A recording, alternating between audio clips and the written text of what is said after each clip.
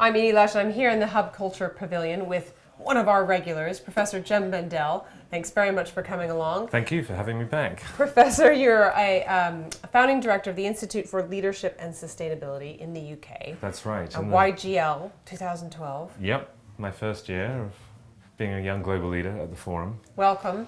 But you've written a critical piece about the forum. Tell me about that. Sure. So it's somewhat critical. Al Jazeera asked me to answer the question, Davos, is it worth it? And it was a great question for me because I thought it challenged me to really think about why am I coming? A lot of people are so pleased that they've been recognized and feted by the forum. They get to come to Davos, meet world leaders, maybe bump into a celebrity, that maybe you don't think through as much about, is this a really useful use of your time? What impact is it having on you and your work? So for me as a professor of sustainability, I'm interested in social change. So it encouraged me to think about how much social change is the forum promoting or holding back, and how also is it helping me and people like me who are engaging it to try and get things done. So that was the question, and my conclusion was that there is nowhere else like it for meeting people, world leaders from around the world. So it is very worthwhile to engage, but at the same time it is a very conservative club-like organisation, and so many people, young global leaders, are grateful to be admitted, and I think that creates somewhat of a caution, a conservatism, a self-censorship. And I certainly find that I've been holding myself back in some of my more critical views on the forum. So I just shared that in the Al Jazeera article and said that the world is facing massive challenges with climate, with the financial crisis, with unemployment. And although the forum and the people here talk about it, they're not really getting to the root causes of these problems, because the root causes are fundamentally to do with our mainstream economic model. And it's a model which is benefiting many of their members here in Davos.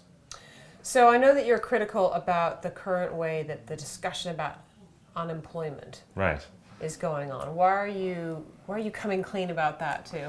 Well, I had the privilege of and the opportunity to go to 3 regional forums last year.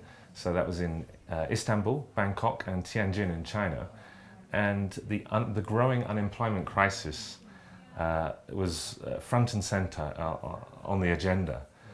And I think someone did some analysis that in the next decade we've got a billion new people of working age coming into the workforce, and only a few 100,000 jobs to go around based on current projections. So what are we going to do with that situation? All I hear here is focusing on things like skills mismatch, or encouraging young people to want to work more, or flexibilizing the labour market. And I think these are massive distractions from the elephant in the room with unemployment is the impact of the financial crisis. So for example, in Spain, youth unemployment now is about 50%. It was below 20% just a few years ago.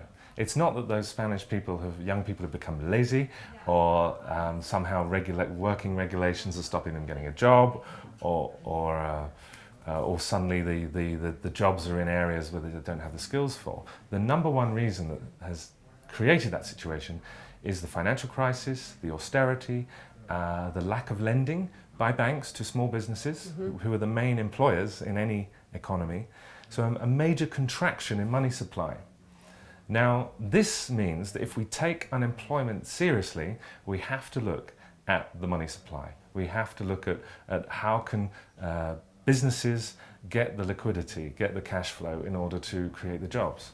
So it becomes quite frustrating when you just hear people completely avoiding the most important issue. So I've been saying that in a variety of sessions in the Young Global Leader Forum. If you take Spain,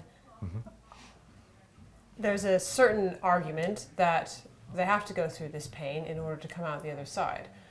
and it's going to be a period in which it's going to be tough, and then it will be okay. But do you not agree with that? No. I think what we should really take from the financial crisis is that if we have an economy based on a money system where over 90% of all our money is created by private banks when they issue loans, that means this new money, this new purchasing power, is put into society, into the economy, on the basis of what bankers want to lend to.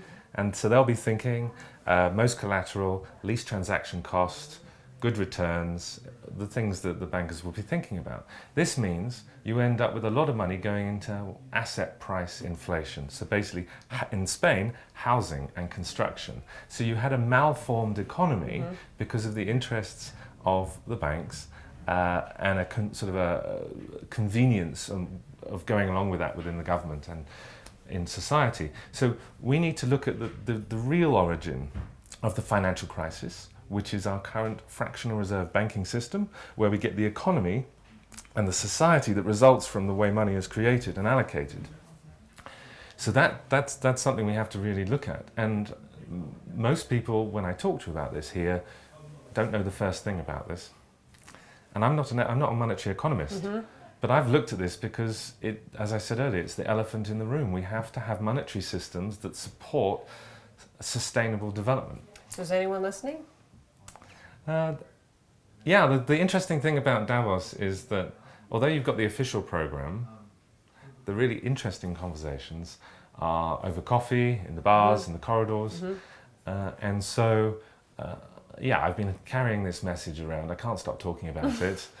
And so I'm now seen as the guy by my fellow YGLs as the guy who's got these really crazy but fascinating and maybe useful ideas around banking reform, but also what I work on, which is alternative currencies, alternative credit systems, so that businesses and communities can create their own means of exchange.